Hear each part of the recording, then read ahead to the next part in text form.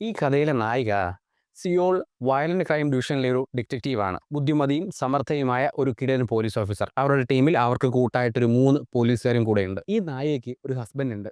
വളരെ സ്നേഹനിധിയായ, വീട്ടിലെ പാത്രം കഴുകലും അലക്കും തുടപ്പും പാചകം ചെയ്യലും എല്ലാം ചെയ്യുന്ന ഒരു പഞ്ചപാവമായ സ്നേഹനിധിയായ ഭർത്താവ്. അദ്ദേഹത്തിന് സ്കൂൾ ബസ് ഡ്രൈവറായിട്ട് ജോലി ഉണ്ടെങ്കിലും മുഴുവൻ സമയം വീട്ടിലെ വൃത്തികാര്യങ്ങളും വീട്ടിലെ പാചകവും നോക്കി ജീവിക്കുകയാണ്. അതുകൊണ്ട് തന്നെ ഈ നായികയുടെ സഹപ്രവർത്തകർ പോലും അദ്ദേഹത്തെ കളിയാക്കി വിളിക്കുന്നത് വൈഫി എന്നാണ്. എന്നാൽ ഒരു ദിവസം ഈ നായികയുടെ സഹപ്രവർത്തകർ ഒരു കാര്യം കണ്ടെത്തുകയാണ്. എല്ലാവരുടെ മുമ്പിൽ പാവമായി നിന്ന സ്നേഹനിധിയായ ഭർത്താവ് മറ്റൊരു പെൺകുട്ടിയെ അടിക്കടി കാണുന്നു. അവരുമായി സംസാരിക്കുന്നു, അവരുമായി പലയിടങ്ങളിലേക്ക് പോകുന്നു. അതോടെ അവരുടെ നിലപാടിലെത്തുന്നു അവിഹിതം.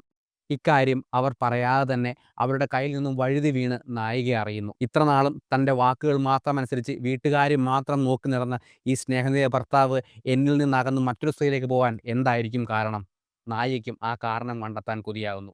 അങ്ങനെ നമ്മുടെ നായിക സഹപാത്രിയോടൊപ്പം ഭർത്താവിൻ്റെ അവിഹിതം ആരെന്നറിയാനും അത് കണ്ടെത്താനും അന്വേഷിച്ചിറങ്ങുന്നു. അവിടെയാണ് ശരിക്കുള്ള ട്വിസ്റ്റ്. നായിക ഇപ്പോൾ അന്വേഷിച്ചുകൊണ്ടിരിക്കുന്ന ഒരു കേസിലേക്കുള്ള വഴിയാണ് ഈ അവിഹിതം എന്നറിയുന്നതോടെ പടം വേറൊരു വമ്പൻ സസ്പെൻസ് ട്വിസ്റ്റിലേക്ക് തിരിയുന്നു. പറഞ്ഞു വന്നത് മിഷൻ ക്രോസ് എന്ന കൊറിയൻ സിനിമയെ പറ്റിയാണ്. ഗംഭീര ആക്ഷൻ സീക്വൻസിലുള്ള നിരവധി കോമിക് മുഹൂർത്തങ്ങളുള്ള ഒരു കോമഡി ത്രില്ലർ. ഉറപ്പായും പടം കണ്ടു നോക്കൂ. എന്തായാലും നിങ്ങളുടെ സമയം പാഴാവില്ല.